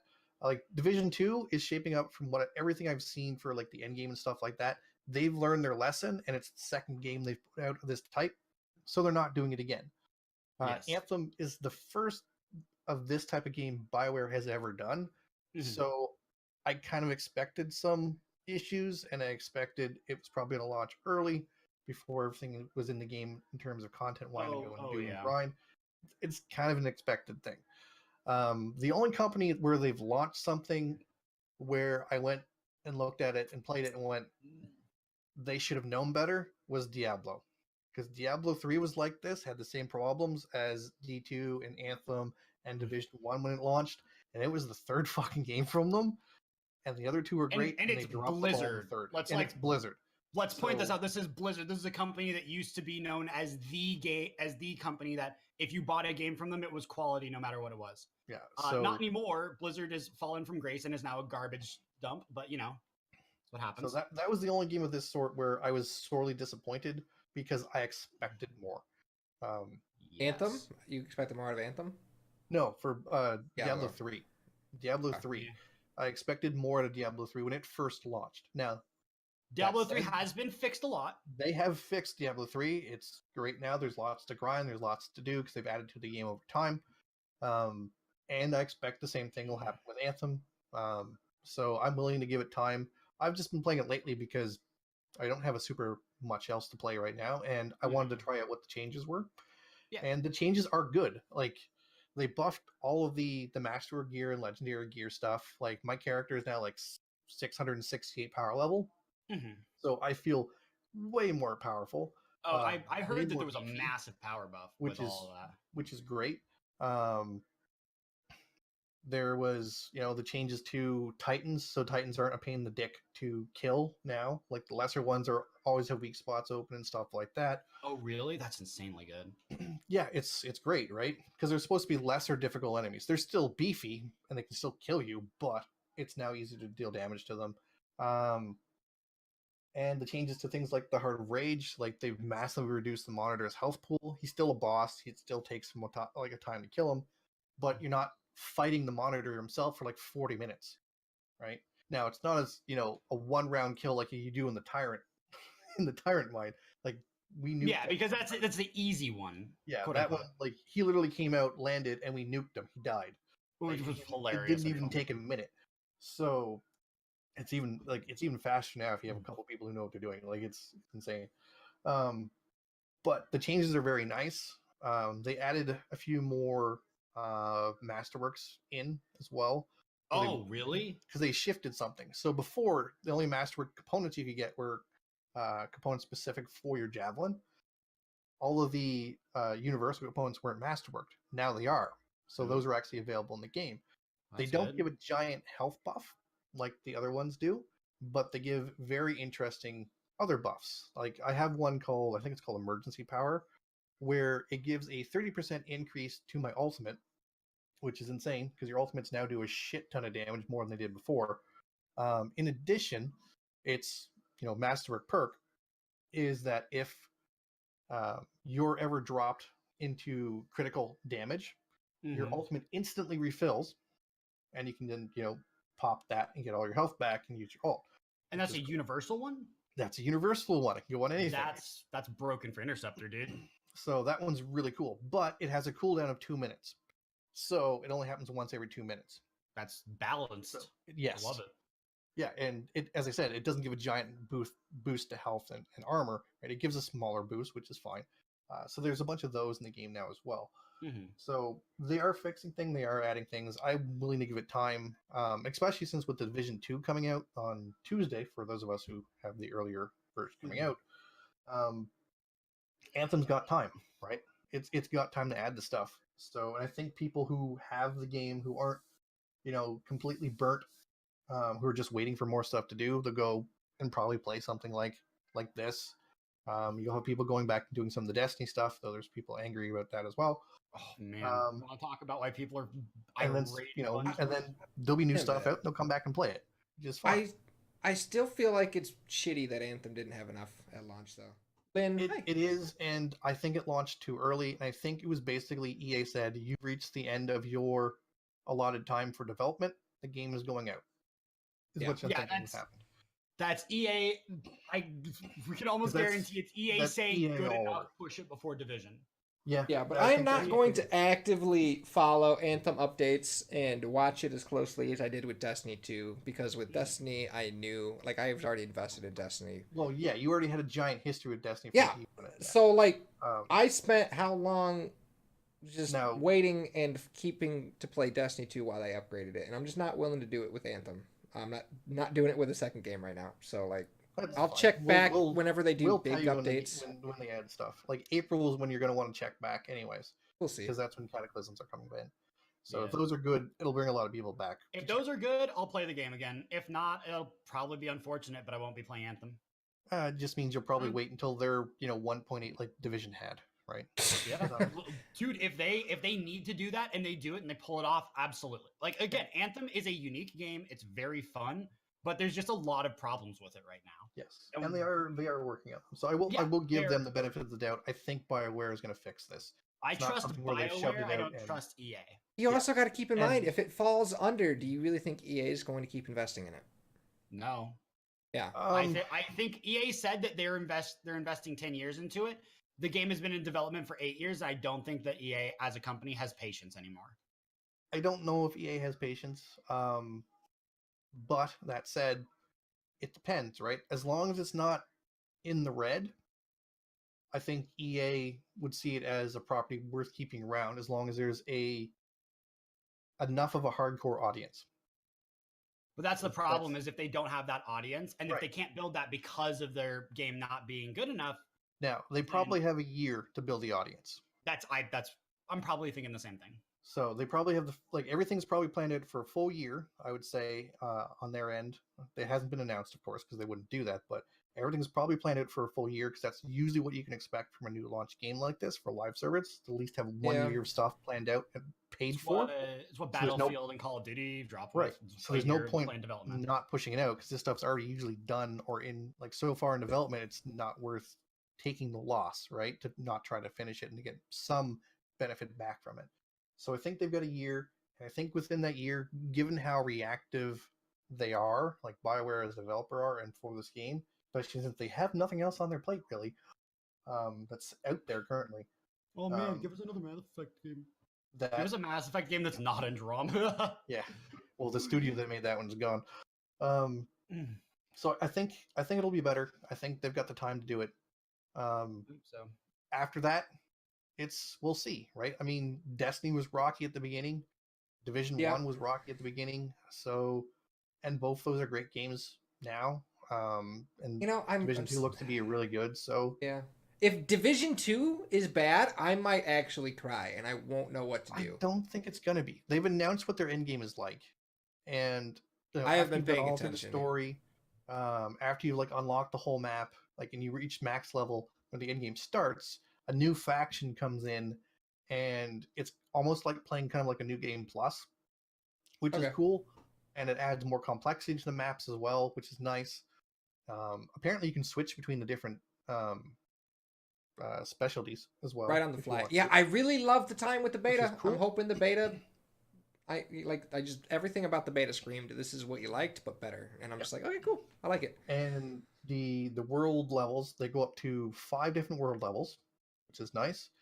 And you have to progressively, you can't just go, okay, I'm now this, so I'm going to skip the world level 3. You have to go through and unlock them, and there's certain missions to actually go and unlock them, which is nice. So there's extra content there to go and work through and try to Nice. get through. Is that So- cross character development, or is that by character development? Do we know? I don't know. I haven't seen if they've said. I've never so made a that- second because that They've character been sounds- speaking. division. They've that been sounds speaking in very generals. Yeah, because that sounds very good. But if I have to do that for every single character I play, I will not play more than one character. Like, Well, here's the thing. I don't think with Division 2 I'm going to have more than one character because I never can did. switch between my specialty classes. Like once you hit max level, you can switch from like the sniper to the grenadier to like the crossbow guy. You can move between them apparently. So there's really no point to having more than one character if you don't want to, right? Mhm. Which is something I'm happy games have been doing. I kind of wish I Destiny really would do it. I hope that they Maybe come up would. with some method to do it. Yeah. They in Destiny they can't, and I hope they don't. Honestly, Yeah. because I'm like really into the lore, and if they do something like that, it'll break everything. Yeah, I know it would break stuff. It's like, oh, you're no longer a hunter, you're just kind of this, and it makes more sense in the lore thing for Destiny. But for something like Division 2, where you're a soldier, how come I can't go pick up that crossbow if I can use this sniper rifle? Like, it doesn't make sense. I Right? hope they So- do. I hope they do something with Destiny though, because like something to make the 3 characters less. less grindy. Yeah, Now, I gave up on they keeping up with have- all 3. They on have. Forsaken yet. They did launch something recently for the update that came out Tuesday. Yeah, Tuesday. With the bounties you can get to jump you up to 640, which is great. 'Cause Yes. I was Oh. one. I don't have 3 characters on PC. I only have 2, and I was ignoring my hunter because I'm like, I really don't want to grind him up to 650. So Even though Hunter's the best class. So they announced this, and they're like, well, if you do these bounties, it'll help you get to 640 super fast, and then you can grind to there up to the new power level max, which is 700. So I'm like, shit, that's a 60, point jump for my character if I go do those bounties. So I'm going to go and do that because why the hell not? Right? It Mhm. gets my guy up to the level where getting him up to 700 is now a doable thing. It becomes feasible. Yeah. So- where before it was such a grind, it's like, no, I don't want to do that. 200. Well, it's like power grind. even then, Bungie like the big thing right now that people are still annoyed about, and I saw a post about this morning, was the forges are still closed Yeah. unless you go and unlock onto all the quest lines on all characters, which is just such a drag. And there's no. I would love to be able to do all the forges every week so I can grind and try to get a Joel Jotun, but I am not gonna go I'm not gonna go run those missions again on my other characters. I don't have the time for that. No, and a lot of people don't. And I don't blame you. Like, Yeah. with the forges, what they should have done is that if you're a season pass holder and it's now past the season, like it's now past the Black Armory, they should have unlocked all the forges. No, Drake. Just if you haven't like people are saying unlock the forges on characters that haven't already unlocked them if you've unlocked them on one. Like make it a Yeah. a- If you've an already account unlocked them on unlock, one not a character, unlock. Like, I've unlocked them on my Titan. But if I want to go do them on my Hunter, I have to go Yes. redo all of them because I haven't even done the Yes. first one on my Hunter. So You have to do all the no quest reason- lines too and all the Yeah, grindy bits. it's such a pain in the ass. I'm like, I don't want to go and do that. I'll never do a forge on my Hunter, ever. Yeah. So And they should like just went, now it's Season now of the account Drifter- wide. Like, it's Season of the Drifter, we've made all the forges account wide, so any forge, any character now unlocked across the board for all It's your such an easy thing that they can do, and they just haven't yet, which sucks. I feel like they should do that with just quests in general. Like, I would like that. Well, for the quests that don't matter. Now, there is a quest that matters coming up on, again, Tuesday, the Allegiance Oh, quest. man. So, Have you heard the tragedy of Dredge and Vale the Wise? be quiet. So apparently the Allegiance quest has 2 branching paths if you side with the Drifter or if you side with the Vanguard, and it does Or- have, apparently will have repercussions that remembered in the story. Bungie has said that if you, depending on the path that you pick, you will not be able to experience some content in the future. Correct. If you are playing with two separate characters, you should choose two different things because they will experience different things. Different things. So you'll get the way to get all the content is to play two characters doing two different things. Yes, which I think is one of the reasons they added the 640 light boost, is so that you can actually have two characters that you don't have to grind it up. Yes. So that type of quest where there's an actual it matters makes sense to me. For the quests that don't matter, like, unlocking, I don't know what, the Rat King, yeah. Why would I have to do that on 3 characters? I don't want to just have it done. Like, it's done, it's done. That kind of stuff. That should be account wide because they don't matter, right? Well, see, like exotics, that's a different story. Yes, because there is the power gain you get. The Rat King was actually a really bad example, but like there are other quest lines, like opening the forges is the best example of that quest line. The best, but there are other like world quest lines that you can do for people, but it's just easier if you only do it once, and it's boring to do it 18 times. Yes. Like, the reason I don't have 3 characters on PC is that I don't want to level another character from 0 exactly up to max level and then do the whole grind again. I just don't want to do it. Because I've done it, like, I moved over from PlayStation, so I did it 3 times there. I've done it twice now on PC. I don't want to do it another, like, the 6th time, so. Yeah, fuck that. All right, so why are people pissed at Destiny right now? Comfy? Oh, man. All righty, ladies. So first of all... All right. So first of all, that whole that's part of the reason. Yeah. That's one of the things. That's not the main one. Hey, do you like Gambit? Yeah! Pretend that you don't. Oh, okay. Do you like Gambit? No, it's awful. Fuck you. You're not allowed to enjoy our DLC. Oh, okay. Hey, do you like PvE stuff? Yeah! Do you like wave-based defense stuff? That sounds dope. I like that, yeah. We have the coolest new activity. Do you like Gambit? No. Fuck you, you can't play it. Not when you win a match of Gambit. Hey, now pretend you do like Gambit. Hey, do you like Gambit? Yeah. Fuck you can only play 2 maps right now. Yes, that's a big fuck up. Because 2 of the maps are broken. Because 2 of the maps... Okay, I don't fucking get how Bungie cannot test their new update on all of these maps because it broke half of them. There's 4 fucking maps. There's 4 maps with 3 types on each. That's 12 tests. I'll be right back. Okay. Yeah. The thing is that the problem was the blocker, so it's not even 12 tests, it's 4 tests. Right? Because it's very unlikely that the blockers are going to behave differently because they're independently spawned from the normal enemies who spawn on the maps, and they spawn specific things based on actions that happen in the game. So you're looking at about 4 tests probably, and 2 of the maps were broken. Yep. So you could only play 4 Gambit maps before, but now it's only 2. Plus, the new game mode, Gambit Prime, is only playable on 1 map, which, granted, Gambit Prime's pretty fun. Now, yes, there are more maps coming out for Gambit Prime. They are kind of slow releasing them, which is fine. It gives people time to learn the map, which is very important for a mode like Gambit. Sure. But Gambit Prime also has the unfortunate thing of making normal Gambit a giant slog, and something that very few people are playing. I mean, they changed Gambit a little bit. I feel like the normal Gambit's still going to be fine. They did. I think you'll still find people in it, but if you're looking to be competitive, you can't go and play normal Gambit anymore because all those super competitive people you want to play against who are going to give you a tough, hard match aren't there. They're in Gambit Prime. Uh-huh. Granted, I never end up on a team of, like, really super good Gambit players. So, like, whatever. Not for a while. For a while playing with certain people, there's the other thing. But remember how painful it is to solo queue into Gambit? Well, Gambit Prime is like getting kicked in the nuts every 2 seconds you're playing it with blueberries who don't know what the hell they're doing. Because there are actual mechanics you need to do, and if you don't do them, your team cannot win. There's also two main problems weapon-wise with Gambit Prime currently.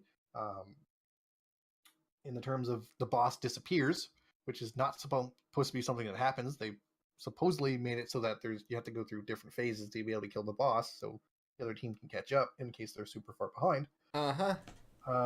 One is the Wardcliff Coil, and the other is the Lord of Wolves. Both of those will completely melt the boss in less than 3 seconds. Yo, that sounds super cool. Why can't I have that? Because you gotta get lucky with the exotics. Yay. So they are exotic, so it means you have to get the exotic. It means that if your team doesn't have them and the other team does, you're at a distinct disadvantage, because if they get their guy out, they are going to beat you 100%, because they'll just delete the boss before you have a chance to do anything about it. And on top of that, I mean, you're then locked to a loadout. Like, if you want to be truly competitive in the mode, you need to be running one of those weapons. Yeah, I don't have Lord of Wolves. I have both because I've gotten lucky, so I have both.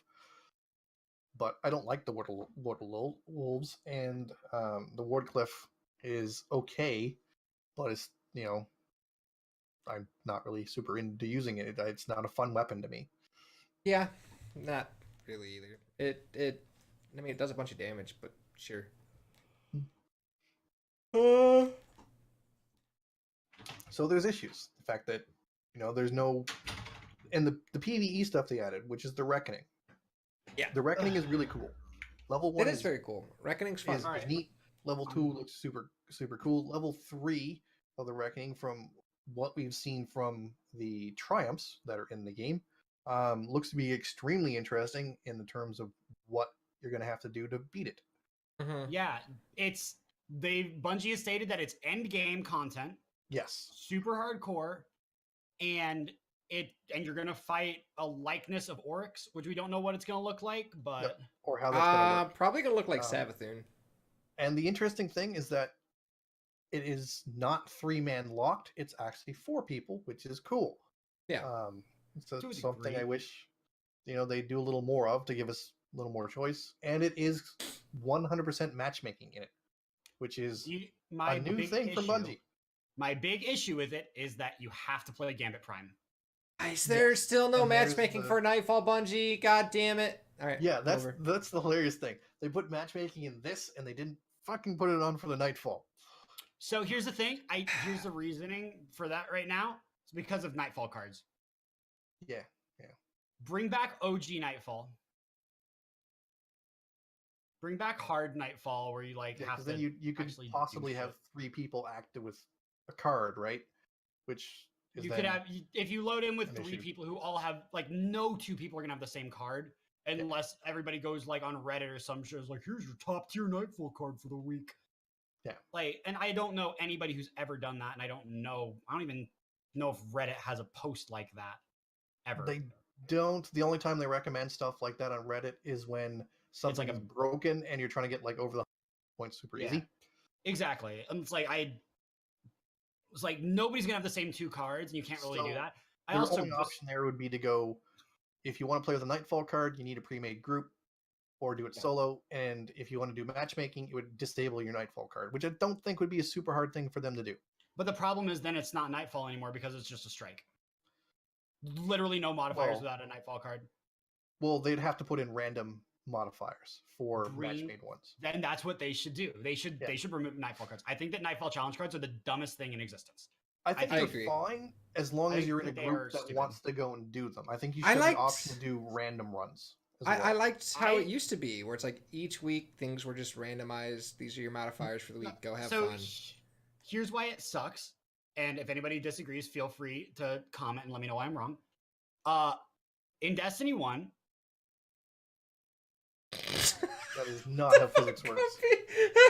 So we're watching Comfy. We're gonna cut that in on YouTube. We're gonna cut that in so everybody can see what happens, because that was an audio stop because I had to focus. So Comfy just did something where he's playing a physics-based game where physics don't work. Physics does not work like that. Did you see that, Seal? Oh my god. I don't even know what Oh my happened. God. Comfy did like a lost my- weird. It was I lost my ridiculous. train of thought. Fuck. Okay. But yes, they should bring back the normal Nightfall. They should still have So, Nightfall cards in as an Destiny option 1, for people to go and do, because it's another thing you can go and do, right? Mhm. So you don't want in to take Destiny stuff out. 1, in Destiny 1, you have every week you have a different Nightfall. And every week you check it, and then you're with your buddies, and you're like, can we do this? How do we do this? How do we strategize? How do we figure it out? Every single week, you adjust your gameplay based on what challenges they set forward for you. Yep. In Destiny 2, I haven't gone into a Nightfall with a different challenge card since challenge cards came out. Right. I Because don't like it either. there is no reason for me to go in with anything other than heavyweight arc burn. Right.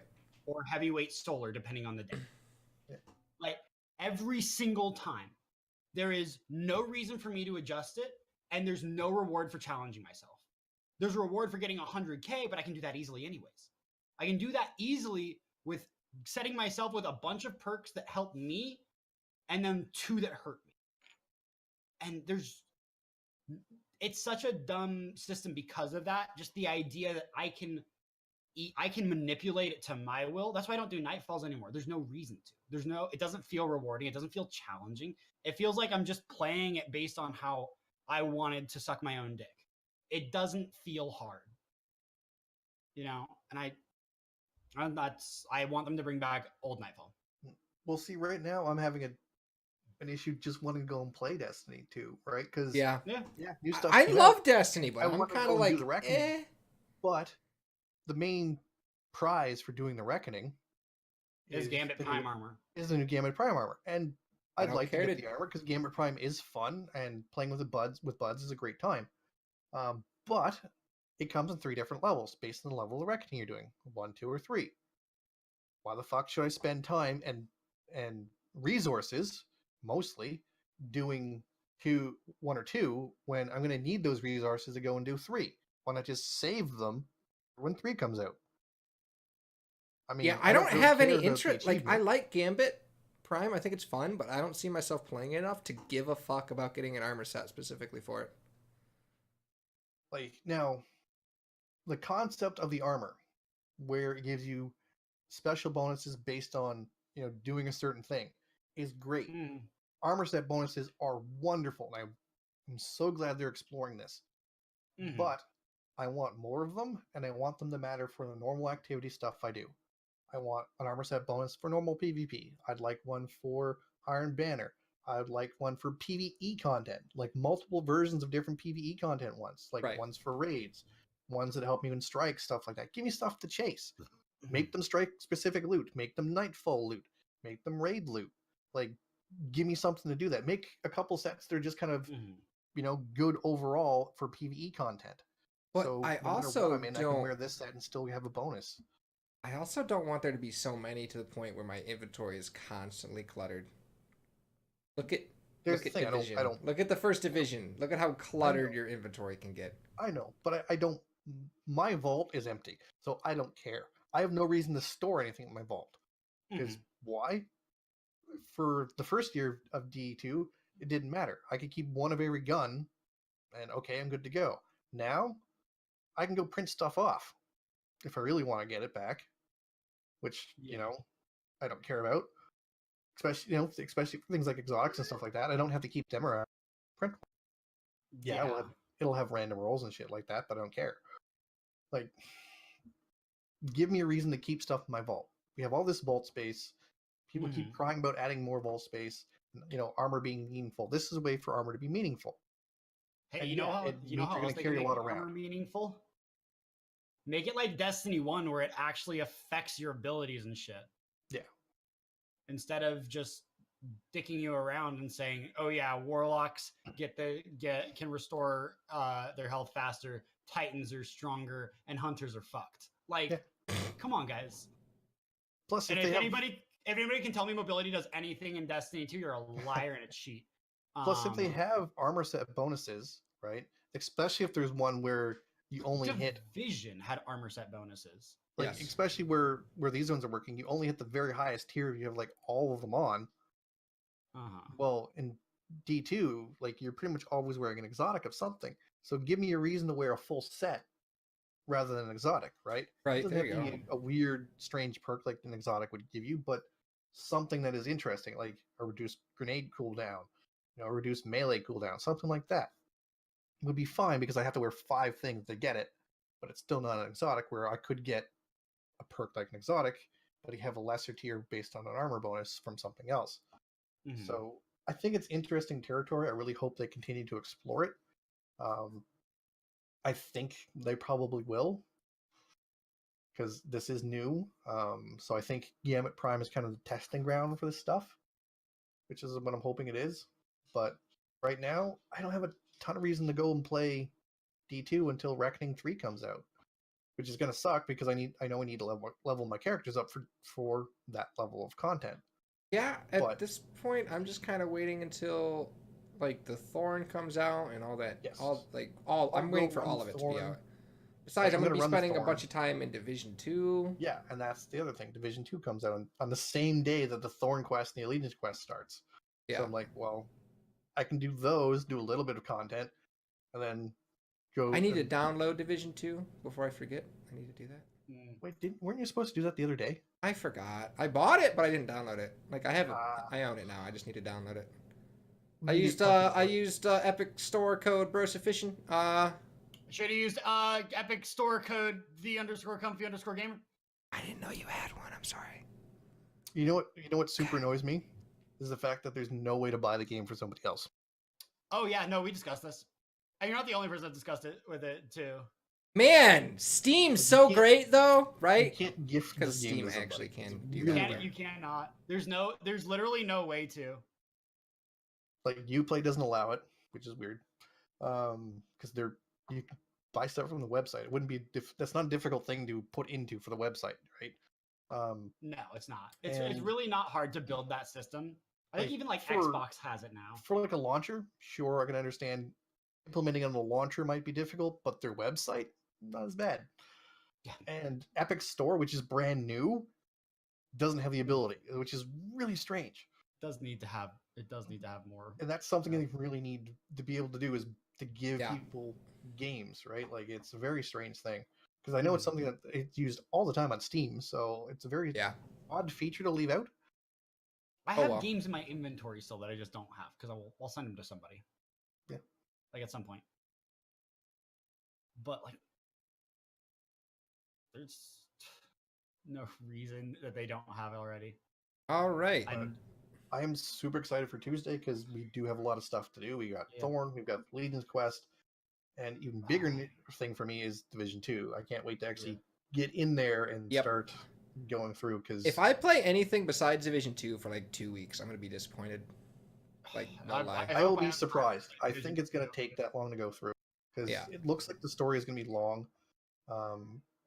As I said, the new game plus type mechanic they've got going for the start of the end game is really interesting, and then you've got to work your way through gearing up and clearing out the missions and strongholds for unlocking all the different world tiers. Yeah. Mhm. Okay. Yeah, I'm really looking forward to it. So, real quick, Apex is mega fun.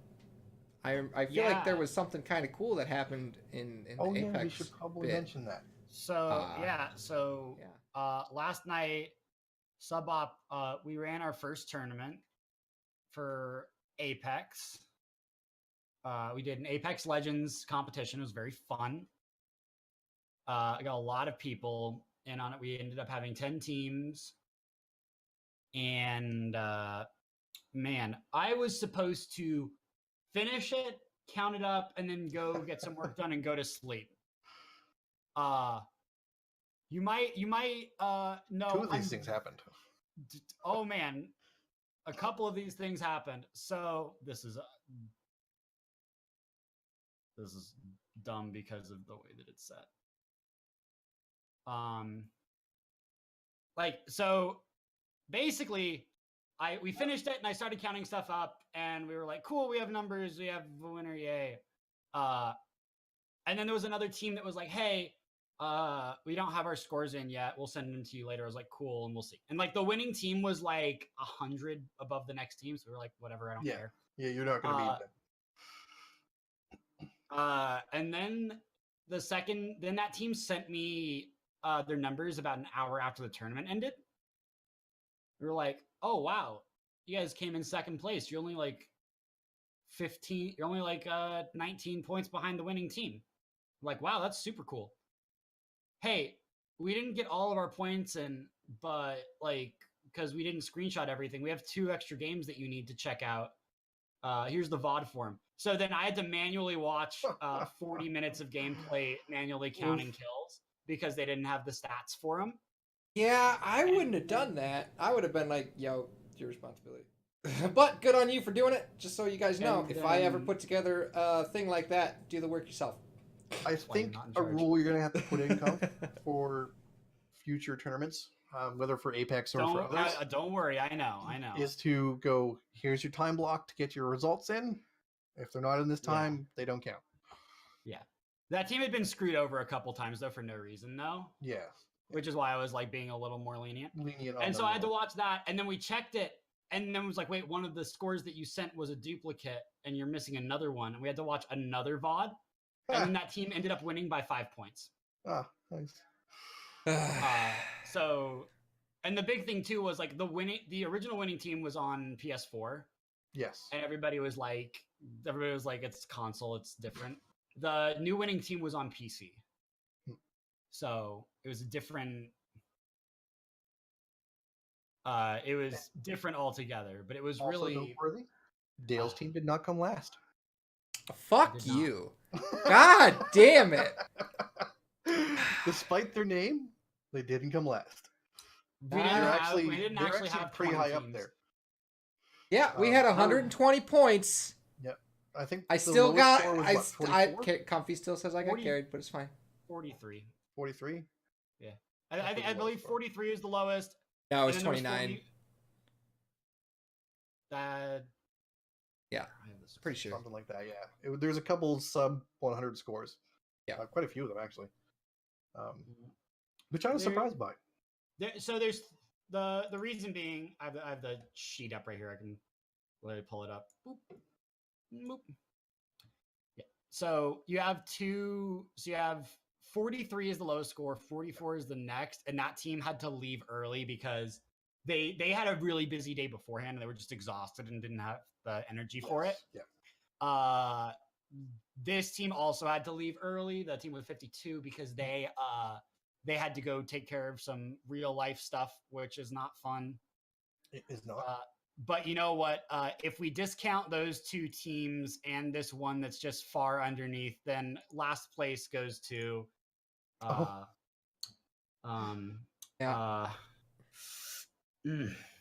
But the average looks to be in the 120s, which is the big thing is we were really surprised by how bunched up everybody was. Yes, because the scores are very close. The scores literally from top to bottom, we have 264 was first, 259 was second. That's like within 5 points, which was really, really close. The next score was 165, which is like almost 100 below. And that one was a little more of an outlier, and so was the one below that, 141. But then we have 129, 123, and 120. Yes. And 124. And 124. You have 123, 124, and 129 and 120. All of those like within that small section. Yeah. I didn't expect us to be that grouped up at the end. No, I expected a little more of a spread than that, to be honest. Because I expected people to get a little more wins, but yeah. No, that's one of the reasons we had the like. People were playing very aggressive, so that's understandable. Exactly, like that was the point. But everything went off pretty well, I would say, from what I saw. We have some design changes for the future. We have people who are not coming back. Oh, do we? Oh, I can tell you about that off stream. I have a long rant about a very angry. I was a very angry person at the end of it. Okay. But everybody other than that had a great time. There were a lot of people that came in that we heard from that heard about it from third parties, and that was actually the team that won heard about it from a third party. and they had a blast, and they were very happy with it, and they were excited to play, and they want to come back for the next one. That's good. Cool. That's how we grow things like this out. Exactly, and it was very fun. I'm planning on setting up more stuff like this in the future. We have a plan for another one of these in the future. It'll be very similar. There'll be a couple extra changes.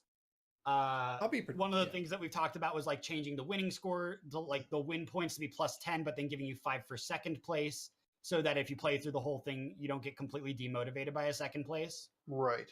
That was like a possibility. It's not necessary. We talked about doing a possible like double elimination. If we get enough people and we have enough time, and do like a 2-day event. Right.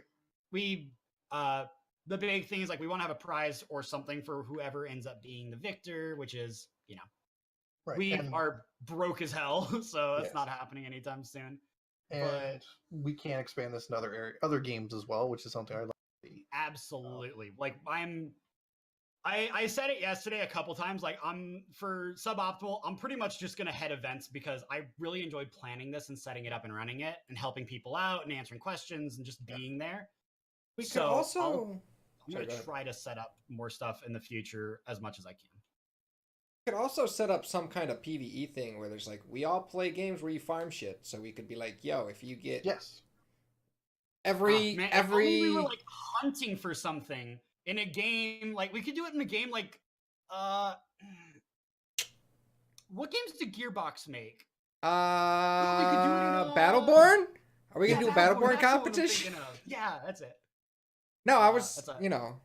But yeah, no, like that's definitely like in the thoughts. Like it's not in the works. I won't say that we have stuff in the works. The only thing that we have planned as of this moment is that we will do another Apex Mixer Champions, and we will advertise it more strongly. We'll have more people. We'll hopefully have a prize or something. We'll see if we can get something donated, something that we can use for help, get somebody to sponsor it. We have a couple people that we can talk to about that. Right. Yes. So we're going to see if we can. At the end of the day, if we don't, again, tournaments are for fun. That's what the point of this one was. Yep. But like Kings Go sponsorship, come on, do it. Yeah, I thought I was doing pretty good. I really enjoyed it. I had a lot of fun. It was for a while there. We were beating. Well, no, me and your team were very close together, and then we started pulling ahead of you guys. And we were really excited, just like my team and Comfy's team. And I was like, oh, I get to rub it in Comfy's face that we beat him. And then the last half an hour, they just went off and scored a bunch of points and made me sad. The last half an hour, I think we scored 15 points. That's not a whole lot. I just want to point that out. They thought they had us beat. They had us tied. No. At one point, we were up by like 12 or 13 points. And it was in the last, at one point. But the thing is, like, you said at the end, like, you were like, yeah, we would have beat you without that last game. I was like, no. No, I never said that, no. You did. No, I have it recorded. Okay, all right. You have it recorded. You said we would have beat you without that last game, but you guys went off. I was like, we got 9 points. Yeah, I would definitely not have said the last game. I probably mentioned the last couple games, but not, like, one game. Would have beat you unless you actually spent time playing the game. But no, I heard from Fiction and Nova that there was a lot of trash talk from Vengeance. Oh, talking about how he was going to rub it in my face today. There was like a little bit of trash talk. Okay. I heard he was making plans. Okay, to be fair, had Dale beaten you, I'd be doing that. What's that? There'd be memes in your Discord had Dale beaten you. Oh, absolutely. I assure you of this. And you know what? At the end of the day, if that happened, we could have said we had to sub somebody out at the end. Yeah, I was expecting it. I was really... Like, no, we had a pretty solid lead, and then you guys had some really nice games at the end, apparently. I don't know how... Like, I don't know exactly what happened, but yeah. Yeah. Either way, it was fun. Whatever. But I'd be interested to see, once we get private matches launching in Gambit Prime, this move there too, because I think that would be a good mode for it and get a lot of people in, because it's something you could play even if you're not a super PvP guy. It's, Gambit Prime is definitely something, because there's also giant PvE content to it that I think would attract a lot of people to it. Yeah, we do. We do have Gambit private matches finally. We do, which is interesting. But So- Gambit is a bit longer than Oh my tournament God, structure so that you can do slowly. with Prime, right? So Prime, I think, would be easy to run through a large tournament, even if you had like a huge number of people sign up for it, Mhm. because the matches are very quick. So depending on how many people you have, you could, Yeah. do round robin or something like that if you really needed to. Yeah, there's a lot of things I want to do. I need ideas, I need plans, Mhm. and I'm pretty sure I have a staff now. I'm 'Cause- hoping we get something like Survival Division 2. So that would be another. There's a Okay. survival game mode coming to Apex. Is there? What? Yeah. Interesting. Yeah, it's called. We don't know anything about it other than it's called Survival. I'd be But, curious to see what that's like. Oh, same. Huh. Because Respawn actually does like pretty good AI. Hmm. They do very good like absent AI. Now, do we have a lot of people around who are into sports games? Is that something you guys should look at too, or? That is not somewhere I've looked at all, and that's not really somewhere I'm gonna step. Mhm. Like it's not an audience that we've held. It's not something Yeah. we've ever really done. Well, I think the mostly looters and shooters and FPS people around, I think. So yeah, like Yeah, we play. Lots We're of variety. shooters. I advertise myself as variety minus sports. I don't like sports games. I never really have. Mostly because I've never really been into sports. I get the strategy behind them, but it's really not something for me. If people want sports games and stuff, I'd check out 101 Sportsnet. That's going to be your place on Mixer for like sports games. They do like simulated sports leagues, and it's hilariously fun. I actually check out that channel from time to time just because I like the systems they do. But like I kind of wish sports games are great for tournaments, but it's not something I would set up. I kind of wish Mario Party, like the online features of it, allowed for actual games, because that would be an interesting tournament. Ooh, there's actually I learned about this game recently. So there's a game on Steam. It is a PC version that's basically it's like an indie title that's basically Mario Party, but it's advertised as making you hate your friends more. Interesting. And you can play it like online, and like you literally like shoot people with shotguns and stuff. But it's very like Mario Party. It's mini games. It's board game. And I can literally tell you what it's called if you give me like 2 seconds. Yeah. And did he call it Mario Party? Mario is technically a correct pronunciation still. Okay. So you can't Alright. fight me there because I know that it's like people call it Mario. It's not uncommon. All right. Well, while Comfy looks up the name of this game, what was the name of the show we're going to be doing next week? Bakugo? Baccano. Baccano.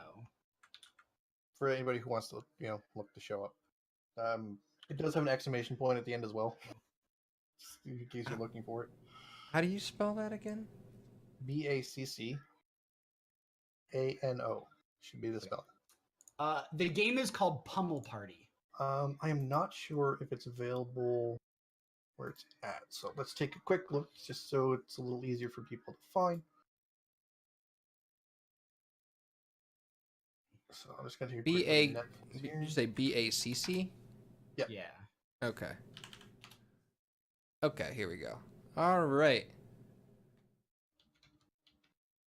Okay, so that's what we're going to be talking about next week. Yeah, I'm excited for that one. All right, that'll be kind of cool. Okay, so it doesn't look where like is it's this? on- Where can you watch this? Well, it's not on Netflix. I just checked. At least my Netflix. Your guys' might be different. You being in the States. I don't think it's on our Netflix either. I cannot check Crunchyroll from where I'm at, so I can't tell you if it's there. Or I- Hulu. Don't know if it's on Crunchyroll. Netflix. I don't think it is on Crunchyroll.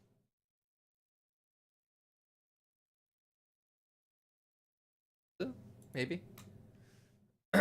All right. Anyway, so that's going to be it. Next week, Baccano. We're going to talk about that. I'll send you a link. It's going to be super mega fun. And It's going to be interesting because yeah, maybe this show is highly rated, and it moves around in a very more of a cinematic style of storytelling, because you don't normally see this type of style from anime or from any type of cartoon, really, and not that many TV shows. So it's very difficult to do right. Yeah. Yes. All right. So until next week, that's going to be it. Where can people find you on the internet, Senior Comfimus? Hi, you can find me at mixer.com/comfygamer, asterisk, because maybe, I don't know. Twitter at @thecomfygamer, and yeah, I don't advertise myself on any other platform, so. Okay. The confusion you have there, Dale, is that come. We'll see what happens. We'll see what Yeah. happens. This Uh-huh. I kind of know what's going on. You really need to get an Instagram, Comfy. I was gonna actually talk to you about like a assumed name for Instagram for branding stuff. Okay. You can find Just because me I was planning on making one. at Copperline on Mixer, or Copperline Art and Copperline Designs on Twitter and Instagram.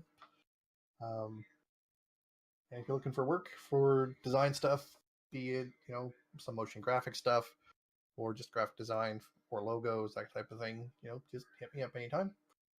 And Dale, where can people find you? You can find me on the internets at mixer.com/MrVengeance, where we stream every day. Twitter and Instagram is Mr. Vengeance X7. I do daily stuff there. All right. So that's it. Thanks for hanging out. We'll see you guys next week while we talk about the first 3 episodes of Bakano. Until then, you guys have great weeks. We'll see you later. Bye, everybody.